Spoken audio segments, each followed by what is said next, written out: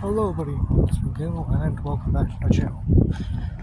Oh boy, is today the day in which I can finally free myself of another book and be glad that I've actually finished one video. Because, I've done it, kind of. Mostly. So, let's give a quick rundown of what this story is. Book to Elf Tribe Written, a kind of rewritten story for a book series that my friend was working on with his co-creator. The story is about a boy named Frog who runs away from home because his dad is abusive and he wants to feel stronger. He wants to be stronger. And so he leaves home with all the important stuff that he needs. Once arriving in Satori Village, he gets a few things. He hears about a legendary sword that lives in the forest and runs once he finds that his face is plastered on a missing poster. After running for a bit, he meets a man and his cat. The man's name, Pin. His cat's name, Brad.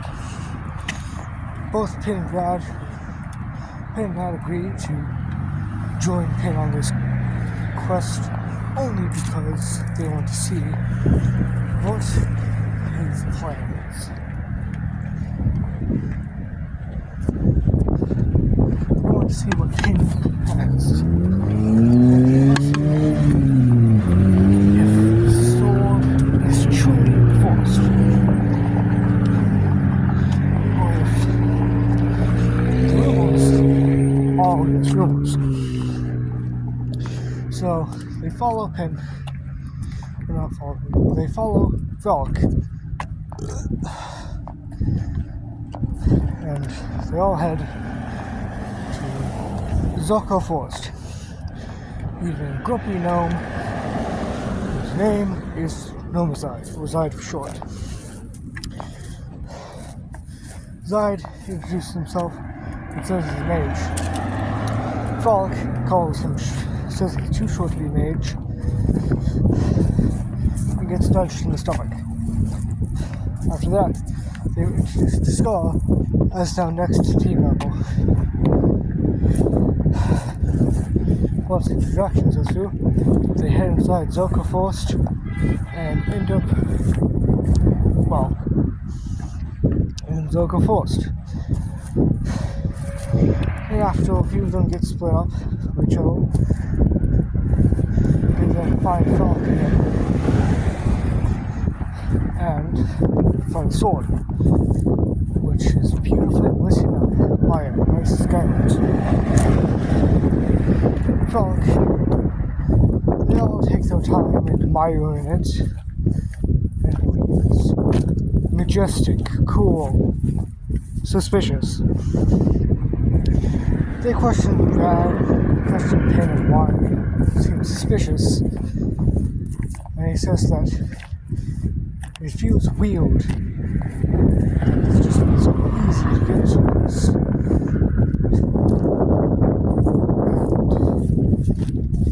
Frog is like, it's fine. All you have to do is just get the sword. But before he can utter more words, a calm no comes.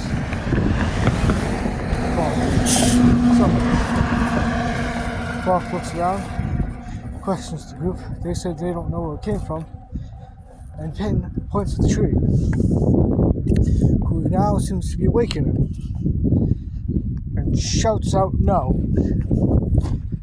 to not touch his sword. And thus they're ready to fight this which people call the Guardian of the Four. He's the Guardian of the Sword. Saying that it says it's sword. And thus they start fighting. Frog charges at it with knife and gets punched. Then Pin jumps up in the air to do what he'd call pressure point.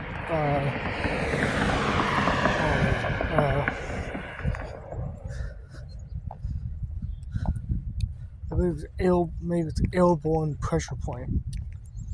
Or pressure point jab is what it's called. But he's grabbed, and when he tries to jab it, it doesn't go through.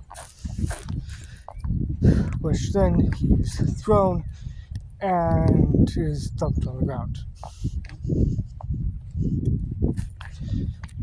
And then it's up to Scar, who casts Aquatic Blast, which just angles the tree even more. And then, disclaimer, we can't show the rest of this because it's a woman being hit. Just kidding, equal rights, equal fights. And then cuts back to Skull getting absolutely demolished, or getting punched in the face.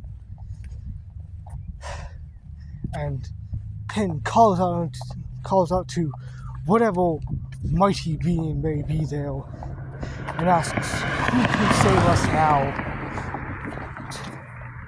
And suddenly a voice, a voice that seems to have cast a spell, shouts out, "Life Eater!" And before Pin is attacked, the fist stops. The tree is stopped.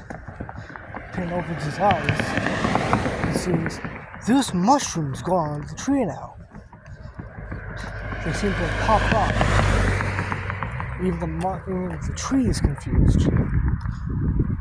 And more pop on it. And then the tree is drained of its energy, drained of its life force.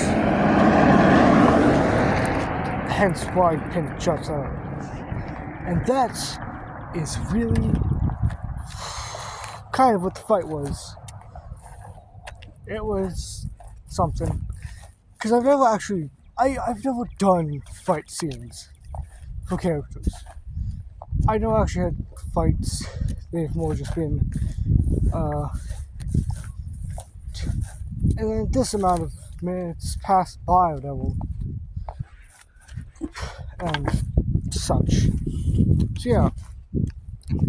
That happened. But hey, now I'm getting closer and closer to this. And soon, the person who shouted out Life Eater will reveal himself in the next page. Which I can't wait to show off who that was. Here's the thing. I am still waiting on like a Toki. I still need Toki. Because I need to do the epilogue and stuff. But here's the thing.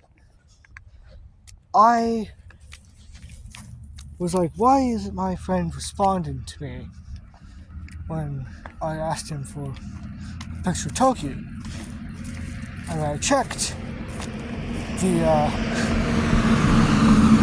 day I sent the message was on April 1st. He thought it was a joke. And, well, me and I was very, very dumb. Either way, I have now texted him again.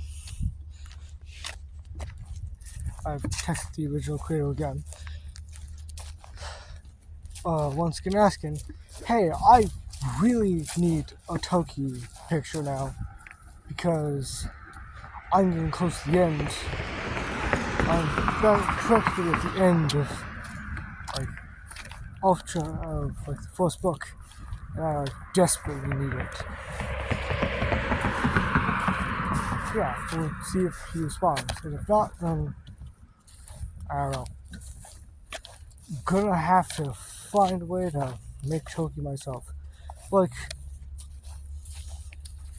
I suppose, like, I haven't forgotten too much of him, because I think I have the basic idea of how he looks. Because I believe he has, like, a skull over one of his eyes. He's got a weird looking nose, and he kind of looks like Schmeagol from Gollum from Lord of the Rings. Yes, I truly mean that, because he looks like he's just some kind of gremlin. Either way, he's just all spiky, really. He looks like, actually, he looks more like he'd be like a Draco Malfoy in character. Like, he looks that smug and mean. Which is hilarious. Either way, and like, the thing is, with Toki, I believe, because like, basically each character has like a certain element of like magic they can use. Of course, I'm not making it canon that Skullus is water, because the original creator plan had a different plan, but I swear, like, I think I truly believe that like Toki's was lightning. Like, he had lightning magic. Because like, I guess, I don't know, he was the type to be able to use that.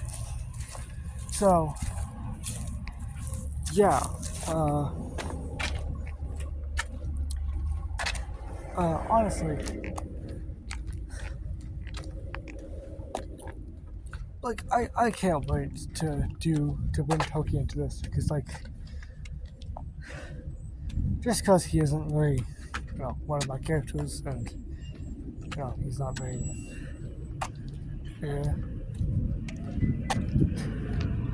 I still plan to like, I still enjoy making characters that like use electric magic. It's very fun. It's cool.